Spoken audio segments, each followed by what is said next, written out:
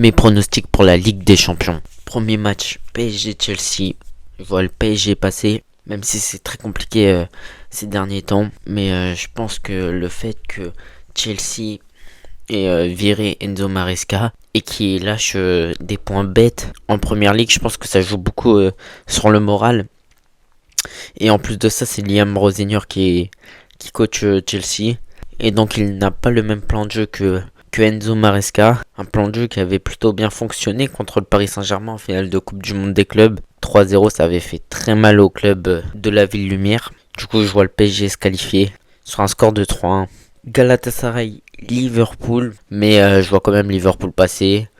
Même si c'est très compliqué cette année et que ce n'est pas le Liverpool de la saison précédente, on va pas se mentir. Il y a plus de qualité technique dans l'équipe des Reds.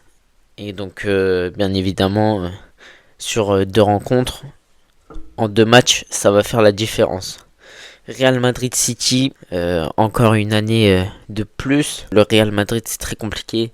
Je vois City passer, car pour moi, City pourrait être un favori pour aller en finale. Parce que tout simplement, je trouve que leur effectif est très complet. Il y a beaucoup de qualité, on va pas se le cacher. Déjà, rien que l'attaque, t'as vraiment beaucoup de qualité. Je parle vraiment des ailiers. Doku, Cherki, Semenyo comme Foden. Et comme il y a beaucoup de polyvalence dans l'équipe de City, c'est vraiment un avantage. Pep Guardiola a beaucoup d'expérience et ça joue beaucoup sur les doubles rencontres. Donc je vois City passer avec forcément beaucoup de buts sur les 2 rencontres. Et je dirais bien un 4-2 pour Manchester City, pardon. À noter que Mbappé sera très certainement absent pour le premier match et à voir pour la deuxième rencontre. Atalanta Bayern. Atalanta qui est une équipe un peu sous-cotée. C'est une équipe que peu de gens les voyaient se qualifier. Mais quand on regarde leur match, il y a quand même 2-3 joueurs très intéressants. Bon, Lookman est parti, mais ça a pas plus dérangé que ça. Mais très bonne équipe. Mais le Bayern est vraiment au-dessus. Et je dirais bien un 3-1 Bayern, parce qu'on sait que ils ont beaucoup de mal face aux équipes italiennes, notamment l'Inter Milan la saison dernière en quart de finale où ils sont éliminés. Newcastle Barça. Newcastle qui est un peu plus en difficulté cette saison, mais qui reste une très bonne équipe et une équipe chiante à jouer, parce que Newcastle sera à domicile au match aller, parce que forcément le classement, parce que ils n'ont pas fini dans le top 8 contrairement au Barça. Et faut le souligner qu'ils se sont déjà joués en match de poule. Ça avait fini avec un 2-1, avec un doublé de Rashford de mémoire et un but vers la fin de match dans le temps additionnel de Newcastle. Et ça avait été joué à Newcastle et on sait les difficultés du stade avec cette mini pente.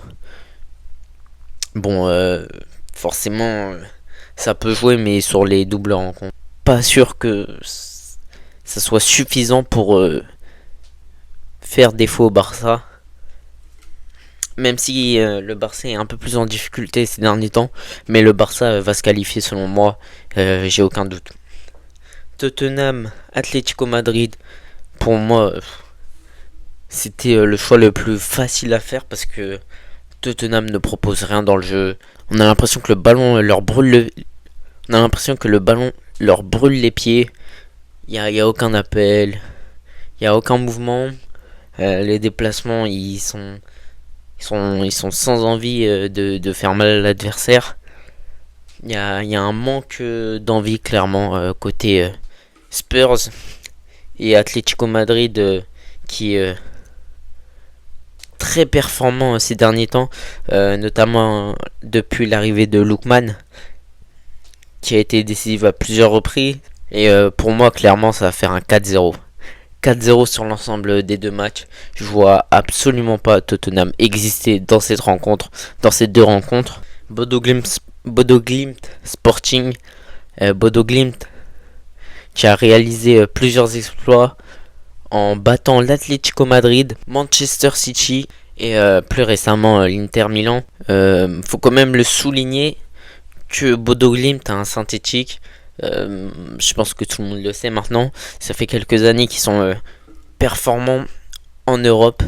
Mais de l'autre côté, le Sporting, il y a beaucoup de talent, notamment Diomandé qui a un profil très intéressant et qui pour moi cet été va franchir un cap et signer dans une grosse écurie parce que c'est vraiment un top joueur. Et pour moi, fin de série pour Bodo Glimt. Le Sporting va se qualifier et Bodo Glimt sera éliminé. Bayern Leverkusen contre Arsenal. Une saison très compliquée pour le Bayern, pour Leverkusen, avec un changement de coach, Eric Ten Hag, etc. Des recrues qui ne se sont pas imposées, Ben Seguir, Axel Tapp. C'est très moyen franchement depuis le départ de Xabi Alonso. Et même la dernière saison de Xabi Alonso, il y avait beaucoup de positifs, mais il y avait quelquefois, on sentait vraiment que c'était plus le Leverkusen intouchable. Sur cette rencontre, Arsenal va faire la différence très tranquillement avec un 3-0 sur les deux rencontres. Je vois Leverkusen mettre aucun but à Arsenal. On sait que défensivement Arsenal c'est très costaud. Arsenal favori pour beaucoup sur cette compétition.